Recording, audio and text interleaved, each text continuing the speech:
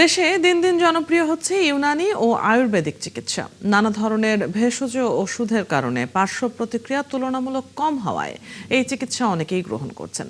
সম্প্রতি দেশের একমাত্র সরকারি ইউনানি ও আয়ুর্বেদিক মেডিকেল কলেজ হাসপাতালে চালু করা হয়েছে আকুপাংচার, হিজামা সহ 5 ধরনের থেরাপি, যা রোগীরা পাচ্ছেন বিনামূল্যে বা নামমাত্র মূল্যে।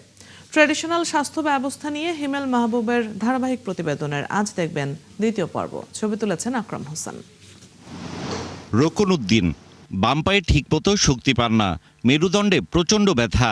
1 বছর নানান জায়গায় চিকিৎসা করিয়ে এখন সরকারি ইউনানি ও আয়ুর্বেদিক মেডিকেল কলেজ হাসপাতালে আকুপাংচার থেরাপি নিচ্ছেন।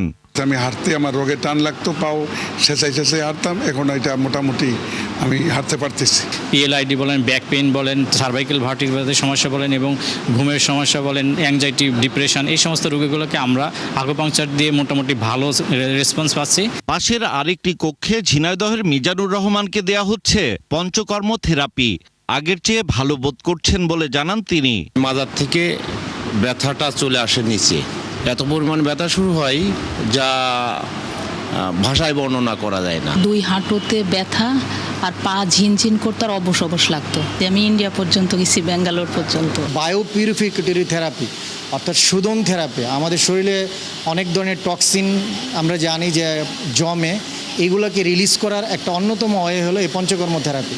শুধু আকুপাংচার বা পঞ্চকর্ম নয়, রোগ অনুযায়ী এখানে চলছে ইয়োগা, হিজামা বা কাপ থেরাপি, চলছে বন্ধ্যাত্বের চিকিৎসাও। ব্যয়বহুল এইসব থেরাপি মিরপুরের সরকারি ইউনানি ও আয়ুর্বেদিক মেডিকেল কলেজ ও হাসপাতালে দেওয়া হচ্ছে বিনামূল্যে। কোনো থেরাপির খরচ হয় নামমাত্র। ওনার স্ট্রোক পরবর্তী যে কমপ্লিকেশনগুলো দেখা দিচ্ছে, ওনার রাইট সাইড হচ্ছে মুভমেন্ট রেস্ট্রিক্টেড হয়ে গেছে, রাইট সাইডে হেমিপ্লেজিয়া ডেভেলপ করছে। আমাদের পেশেন্ট দীর্ঘমেয়াদী যে রোগগুলো আছে, যেমন আর্থ্রাইটিক পেইন, তারপরে হচ্ছে ডিজেনারেটিভ চেঞ্জের ক্ষেত্রে ব্যথা অনুভব করে, সেগুলো চলে যায়। আমাদের এখানে বর্তমানে ইনফার্টিলিটি নিয়ে একটা কর্নার খোলা হয়েছে, ইনফার্টিলিটি বা বন্ধ্যাত্ব কর্নার নামে। সফলতা পাচ্ছি এবং এটা কস্ট ইফেক্টিভ। আউটডোরে যে রোগীগুলো আসে সেখান থেকে স্ক্রিনিং করে আমরা ভর্তি করা হয়।